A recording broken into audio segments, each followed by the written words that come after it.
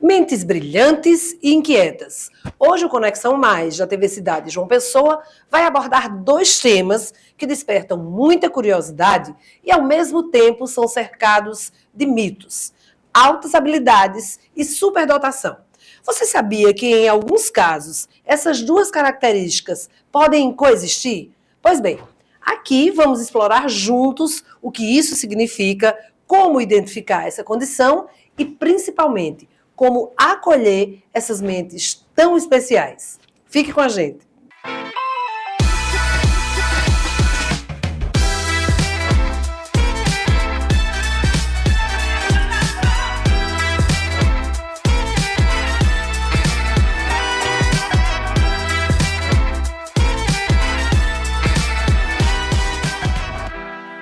Olá, eu sou Maria Helena Rangel e trago no Conexão Mais de hoje dois temas: altas habilidades e superdotação.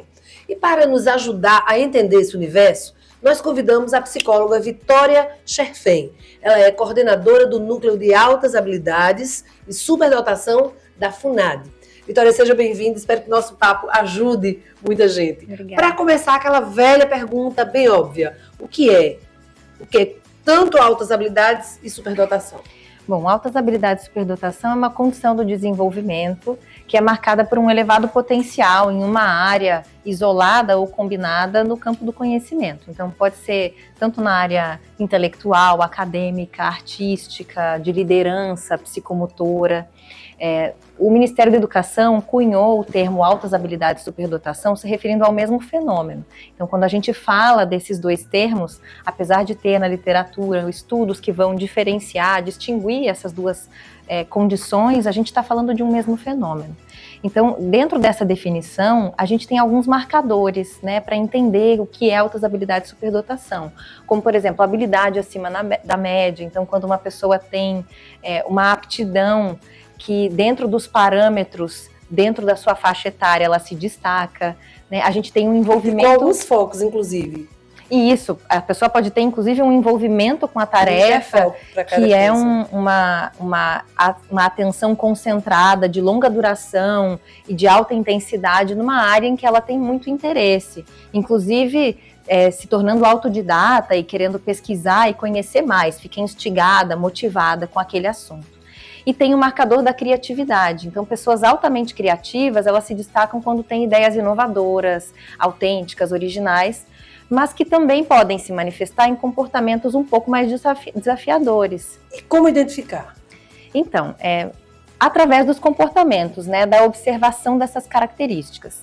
Eu gostaria de destacar dois tipos de identificação que a gente tem no Brasil e que são importantes, para essa área. A gente tem a identificação clínica, que ela é conduzida por profissionais da psicologia, da neuropsicologia, e que vão utilizar instrumentos psicométricos, os testes psicológicos, para avaliar alguns processos, como, por exemplo, a memória, a velocidade do processamento da informação, a área mais lógico-matemática, mais linguística, e que muitas vezes vai chegar a um score, a um resultado que vai dar o famoso QI, o quociente de inteligência. Sim.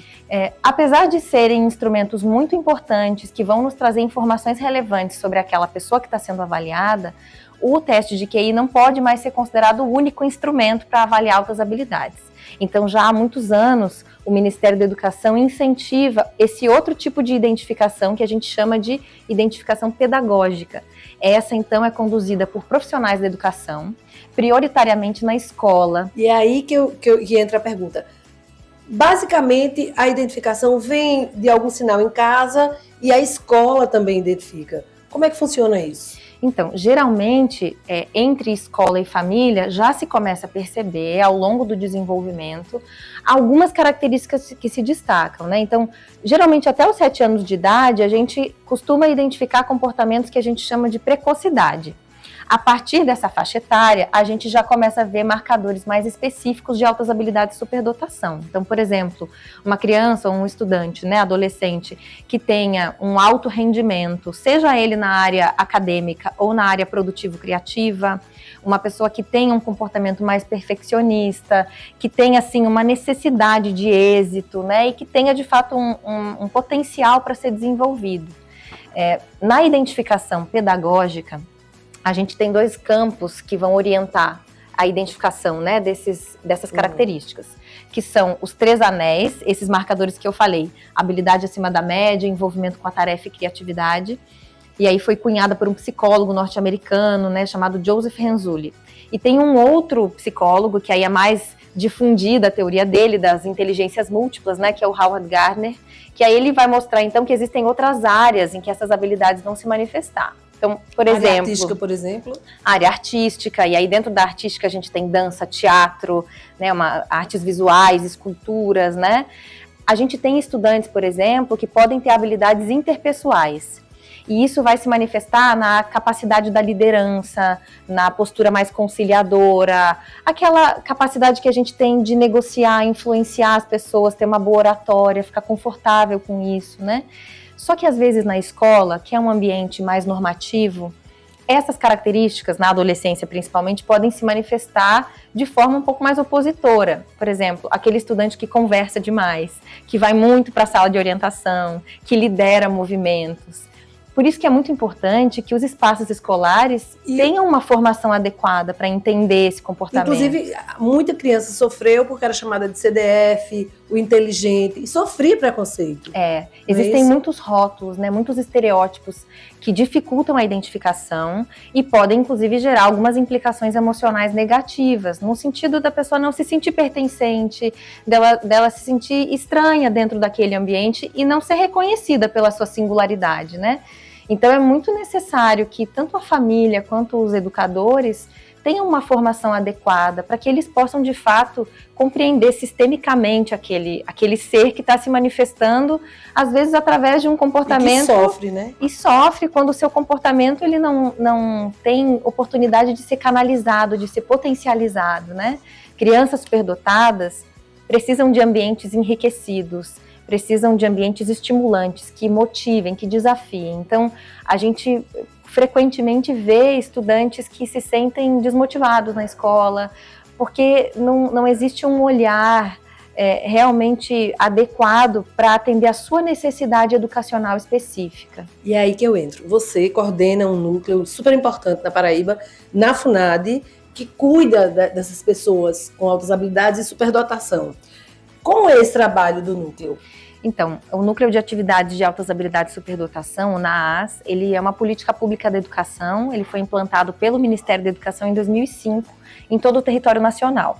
Então, vários estados hoje têm um núcleo que está vinculado a uma Secretaria de Educação. Aqui na Paraíba, estamos dentro da FUNAD, porque a FUNAD tem um eixo de educação especial.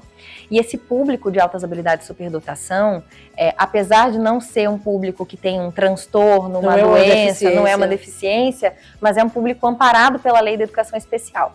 Então, por isso, a gente está dentro dessa seara, desse segmento, né? E esse núcleo, ele tem 3 eixos de atuação, né? Que é o atendimento ao professor, ou seja, a gente oportuniza, capacita os profissionais das equipes escolares de toda a rede de ensino, tanto de natureza administrativa pública ou privada, para que, instrumentalizando esses profissionais, eles tenham condições de identificar esses estudantes em sala de aula, sabendo que, além da identificação, é necessário saber como enriquecer o currículo, como suplementar o conteúdo, como, de fato, incluir aquele estudante dentro daquele ambiente, daquele âmbito escolar. O segundo eixo atende às famílias, então a gente dá um suporte para as famílias de cunho socioemocional, de orientação, oferece formações para os familiares e um acolhimento também, entendendo que muitas questões, às vezes, vão chegando num lugar de uma ansiedade na família, por não saber como identificar ou apoiar o seu filho, né? E o terceiro eixo atende os estudantes. E aí esse é um eixo que ele está alicerçado nas parcerias que a gente tem, institucionais com universidades, centros acadêmicos, que têm especialistas. Então, o NAAS oferece atividades com especialistas para os estudantes, que às vezes, por exemplo, tem muito desejo de conhecer mais sobre astronomia, e na escola não dá vazão para isso. Então, através de atividades mais específicas, eles têm oportunidade não só de conversar com um profissional da área, como interagir com outros estudantes que estão pareados intelectualmente e que, de alguma maneira, se sentem mais identificados uns com os outros. Então, o NAAS ele foi construindo essa importância com a comunidade de estudantes. As escolas sabem que devem procurar o NAAS? Então, a gente tem feito um trabalho massivo assim, de divulgação do núcleo, e no final do ano passado, no final de 2024, o Conselho Estadual de Educação lançou uma resolução 145, que dá algumas diretrizes sobre aos primeiros sinais de altas habilidades, superdotação ou comportamento precoce, a escola deve procurar um núcleo para ter orientações, para solicitar uma formação e aí, de alguma maneira, poder oferecer o que o estudante precisa, né? Ter o tipo de um monitoramento também para que esse estudante, de fato, seja acolhido dentro da sua necessidade. Tá bom. É bom lembrar, gente, que a FUNAD funciona ali no Conjunto Pedro Gondim. Então, se você é de uma escola e tem essa necessidade, procura a FUNAD. Tenho certeza que você vai ser muito bem recebido. E olha só, uma das famílias atendidas pelo NAAS foi a da jornalista Adriana Cavalcante. E Mike Rodrigues nos conta essa experiência. Veja o quadro O Papo É.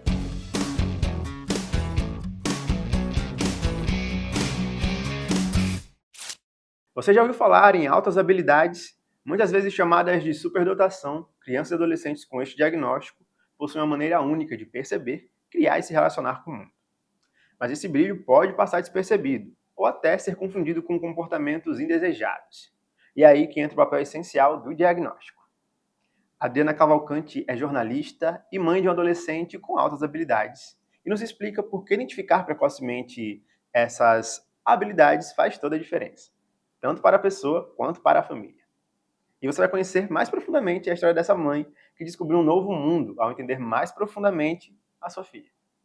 Meu nome é Adriana Cavalcante, eu sou jornalista e sou mãe de um adolescente, hoje adolescente, com altas habilidades. Como começou isso? Durante a pandemia, uma mãe de um coleguinha dela, com formação na área da educação, me ligou e disse que enxergava na minha filha, durante as aulas online, características de superdotação.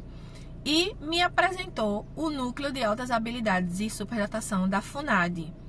Eu não sabia que o núcleo existia e também não entendia a superdotação dessa forma que eu enxergo hoje. Nós somos muito bem recebidas pelo núcleo. A minha filha passou por uma série de testes e aí realmente recebeu um parecer acerca dessas altas habilidades dela, que não são na área acadêmica, são em áreas como filosofia e artes. Não são naquele modelo que a gente vê na televisão, com resolução de questões, mas é um entendimento diferente, né, dessas áreas.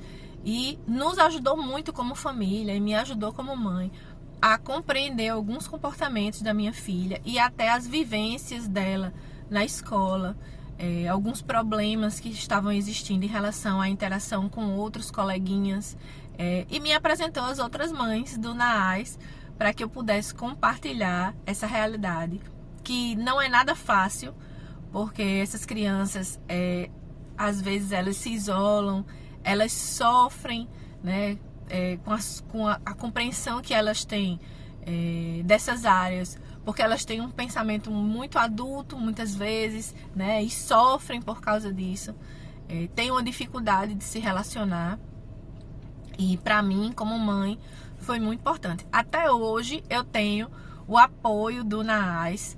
Eles promovem reuniões, nós nos encontramos e é muito bom partilhar esses momentos para ela também, para minha filha, porque eu sinto que quando ela encontra outras crianças, outros adolescentes que têm também altas habilidades, ela começa a se comportar de uma forma diferente e se sente acolhida pelos seus. Então, o núcleo fez e faz uma grande diferença na nossa vida hoje. Altas habilidades não são um fardo, são uma potência. Mas como toda potência, precisam de uma direção, cuidado e compreensão.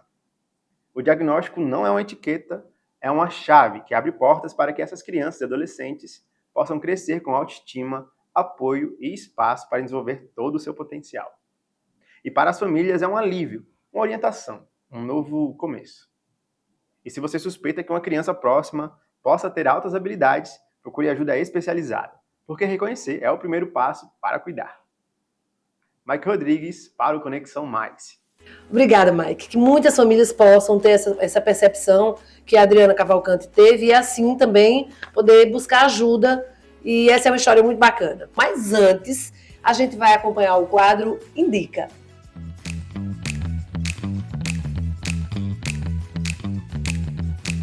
Você já ouviu falar que rabiscar na sala de aula era perda de tempo? Bom, Joel, ou melhor, Dodo Boy, provou o contrário. Aos 13 anos de idade, o menino que vivia desenhando na escola assinou um contrato com nada mais, nada menos do que a Nike e virou artista profissional.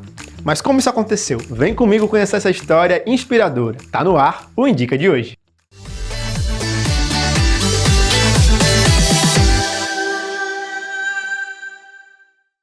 Joel sempre adorou desenhar, mas tinha um pequeno probleminha. Ele não conseguia parar. Durante as aulas, enquanto os colegas anotavam a matéria, ele rabiscava as páginas do seu caderno.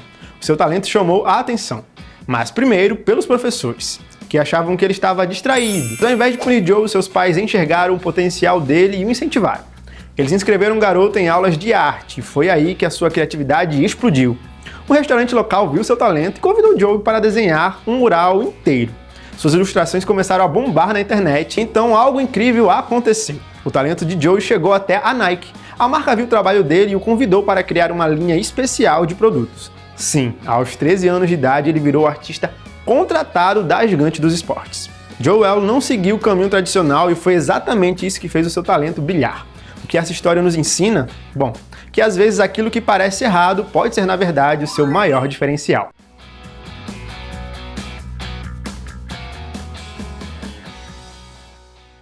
E você, qual talento seu já foi subestimado? Conta lá nas nossas redes sociais e quem sabe a sua paixão também pode te levar mais longe do que você é capaz de imaginar.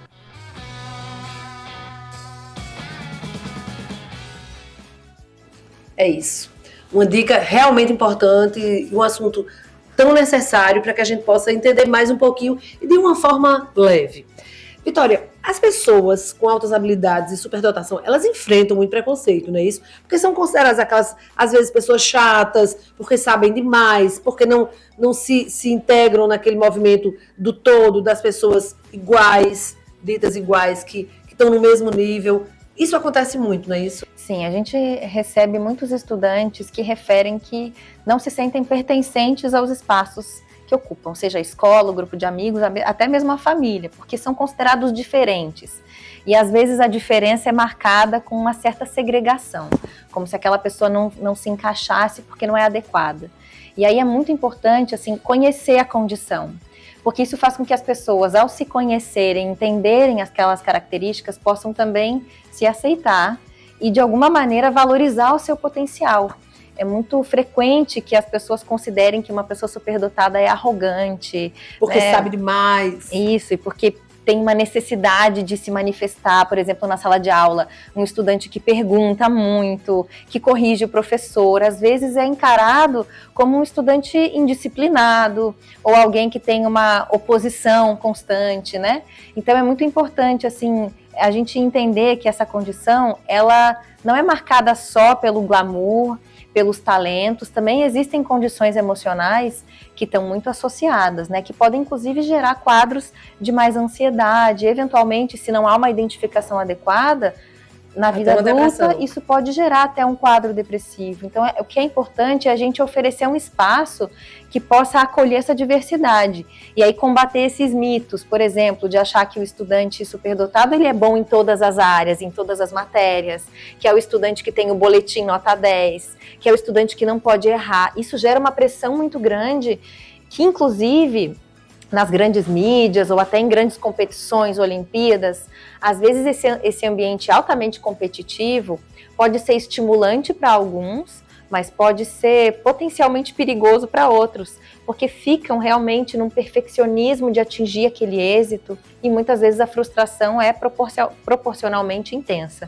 Você tem um consultório. Você já lidou com um caso extremo de alguém que sofreu uma depressão e até tentou suicídio, por exemplo, por sofrer essa condição? Existem relatos na literatura desses casos que ficam mais agravados, né? Mas na experiência clínica, a gente percebe muitas vezes os estudantes se sentindo inadequados e talvez buscando um autoconhecimento, uma autoaceitação, mas eu destaco a angústia das famílias, que às vezes chegam no consultório, as mães principalmente, que não se sentem escutadas nas escolas. e que referem, às vezes, assim, de uma forma grosseira, vou expressar, quando dizem, nossa, lá vem aquela mãe de novo, né, trazer de novo aquela coisa que ninguém enxerga, só ela vê. Pois é. Então, as mães, às vezes... Porque ela sente o sofrimento do filho. E elas, de alguma maneira, as famílias, elas estão ali acompanhando aquele desenvolvimento e percebendo que existem marcadores que se destacam e que podem até refletir em sintomas, né, características de altas habilidades, mas que precisam ser identificadas por profissionais que também acompanhem esses estudantes. Então, a angústia, às vezes, ela caminha ao lado dessas famílias e, por isso, trabalhar com a inclusão é tão importante, porque a gente não está falando só da inclusão do estudante, está falando também de como essa família pode se perceber, né, de outra forma. E, de certa forma, assim, a gente investir na inclusão é importante porque os professores, os profissionais da educação, eles também precisam de uma formação adequada para, de fato, se sentirem preparados para lidar com esse público que traz muitos desafios, né? Porque para muita gente, para muito professor, é novo. E embora assim esse tema seja historicamente discutido e a gente já tenha assim um arcabouço de legislação bem robusto, é relativamente recente a política pública criada para essa finalidade. Então, o NAAS vai completar 20 anos, né, da sua implementação, mas ainda assim não é conhecido por uma grande parte do segmento da educação, que precisa, de fato, entender essa condição de forma mais aprofundada. Então, algumas das ações até do núcleo entram dentro do ensino superior. A gente vai fazer palestras e participar de formações para os estudantes em pedagogia, por exemplo, que estão em formação, para que esses profissionais, quando cheguem lá na ponta, entendam, de fato, como identificar esses estudantes, né? E essa condição atrapalha o desempenho, por exemplo, no trabalho, no estudo? Pode atrapalhar. Se a gente não tem o apoio necessário, e às vezes esse apoio não é só pedagógico, pode até demandar um apoio psicológico, pode ser que a pessoa não consiga, de fato, acessar o seu potencial, e isso possa camuflar as suas características ou até mesmo gerar algum tipo de frustração ou dificuldade, porque uma pessoa superdotada, ela pode ter dificuldade de aprendizagem em outras áreas que não sejam a área da habilidade destacada, do potencial. Então, se de fato a gente não se sente reconhecido na nossa identidade, se a gente não está nas melhores condições, né, de estimulação do nosso potencial, a gente provavelmente não vai mostrar a nossa melhor performance. Então, pode ser que as pessoas encarem alguma dificuldade de relações interpessoais, né? Quando as pessoas não compreendem essa condição na sua integralidade. Então, para finalizar, qual é a dica que você dá para quem, poxa, eu acho que eu tenho superdotação, altas habilidades, eu não estou sabendo lidar com isso, o que fazer? Bom, a gente deixa... Sobretudo na fase de adolescência e adulta, porque na escola ainda há uma certa identificação. Mas quando você chega na adolescência, na parte mais da fase de adolescência para adulta, é muito mais difícil. Tem muitas coisas que ao longo da adolescência podem se confundir também. Mas é muito importante que familiares e profissionais que estejam nos assistindo possam acessar o NAAS, possam contatar o núcleo para buscar orientações mais especializadas e, de fato, entender como esse fluxo funciona, né? O Ministério da Educação também publicou alguns cadernos sobre altas habilidades e superdotação, que tem distribuição gratuita, né, online, e que também trazem informações que podem ser difundidas para todas as famílias, para todos os profissionais. Então, sim, o acesso à informação ele é importante para as pessoas conhecerem a condição. Mas só o acesso à informação não é suficiente, é necessário um atendimento, de fato. Né? Como esse público é amparado por uma lei de educação especial e tem direito ao atendimento educacional especializado, é importante também ter esse diálogo com a escola, com a família e com a interface do NAAS, que pode também auxiliar a acessar esses direitos.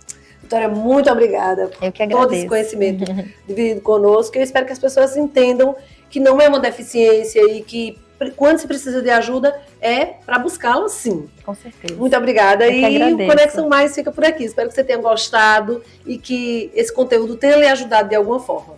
A gente fica por aqui. Até a próxima semana.